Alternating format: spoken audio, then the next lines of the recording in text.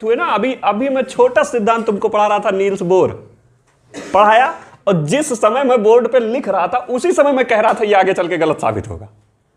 कह रहा था ना भाई, मेंडलीफ आया, मेंडलीफ ने आवर्त सारणी दी, तुरंत गलत साबित हो गई।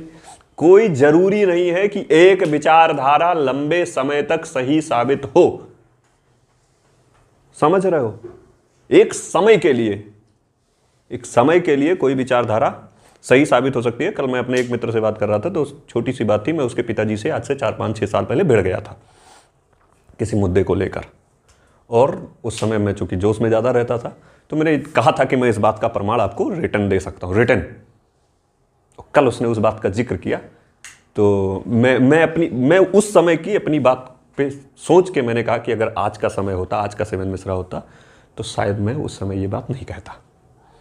वो इसलिए नहीं कहता कि मेरी बात गलत थी, क्योंकि अब मैं मैच्योर हो चुका हूं और मैं ये जान चुका हूं कि वो इतनी मुझसे ज़्यादा एज में बड़े थे, देखो मेरे तिगुना एज के थे, उनके सम्मान में मुझे वो बात नहीं कहनी चाहिए थी।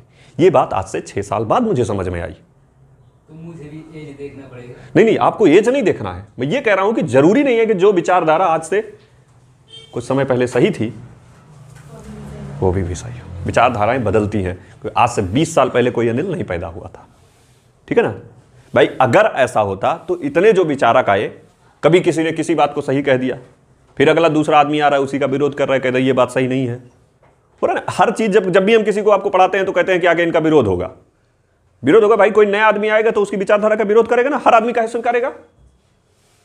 एक सब्जेक्ट की आप 50 परिभाषा काहे पढ़ते हो?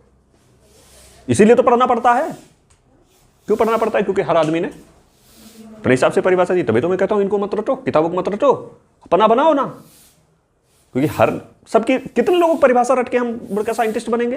और जब परिभाषा रटेंगे तो साइंटिस्ट बन पाएंगे क्या? बन ही नहीं पाएंगे। परिभाषा रटने वाला साइंटिस्ट ना बनता, परिभाषा बनाने वाला साइंटिस्ट। हाँ, जिसने परिभाषा बनाई वही साइंटिस्ट बनेगा, क्योंकि तभी तो वो साइंटिस्ट कहलाएगा। तो कुछ नया बनाएगा। जो परिभाषा रट के तुम क्या कर ले रहे हो? बहुत ज्यादा करोगे, नौकरी पालोगे। अभी आपके पास समय है, विचारधाराएं हैं, खुली हुई विचारधाराएं, उनको खोलने दीजिए, सोचने दीजिए।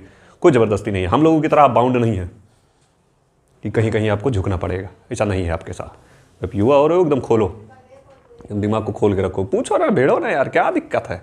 हमें गुरुजी कहते थे कि जिस समय जिस एज में तुम लोग चल रहे हो इतना ज़्यादा ताकत होता है कि हिमालय ढकेल के पाकिस्तान में लेके चले जाओगे। है यार, स्वतंत्रता है, तुम्हारे पास ताकत है, लड़ो। तो क्वेश्चन से न डराओ, क्यों क्वेश्चन से न डराओ, कुछ नहीं, भेड़ो।